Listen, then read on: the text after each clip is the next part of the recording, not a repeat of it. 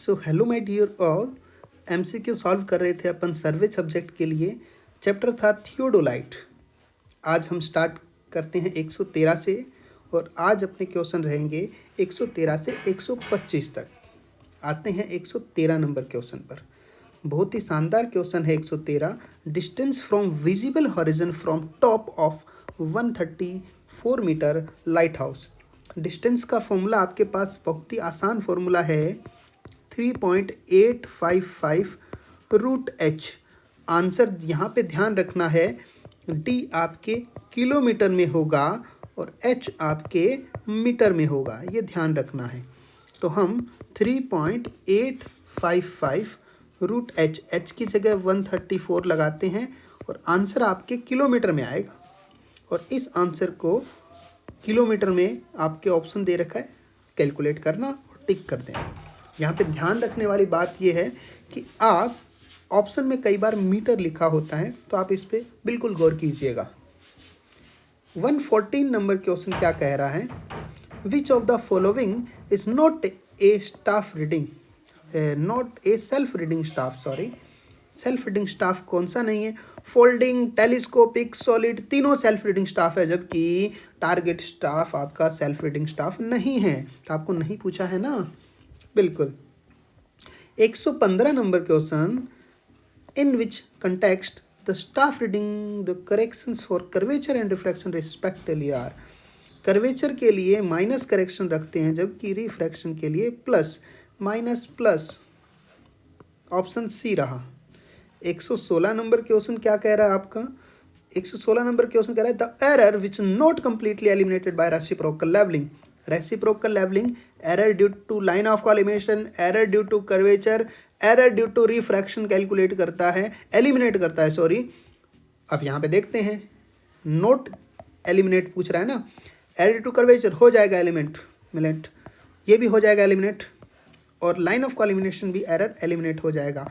Bubble tube वाला adjustment है, वो नॉन एडजस्टेड बबल ट्यूब का एडजस्टमेंट नहीं हो सकता, इसलिए नॉट कंप्लीटली एलिमिनेट कौन, करवे, ये वाला option D.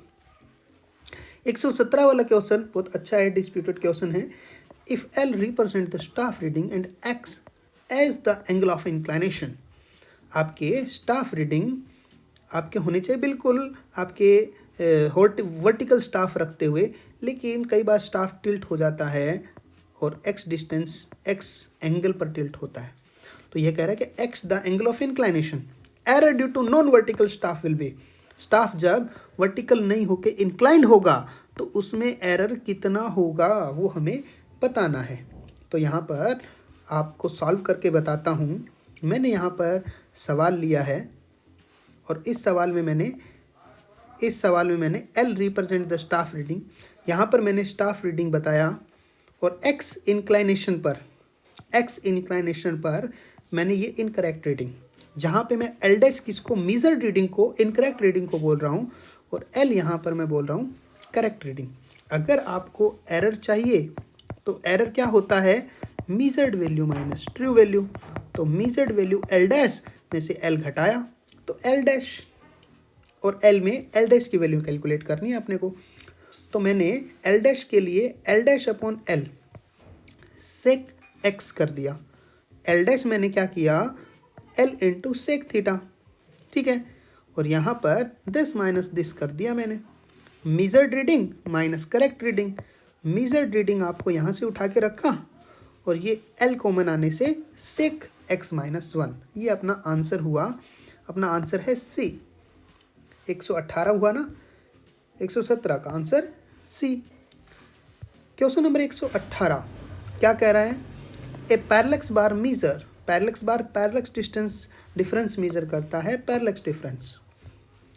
Next 119 number question बहुत ही अच्छा क्वेश्चन है।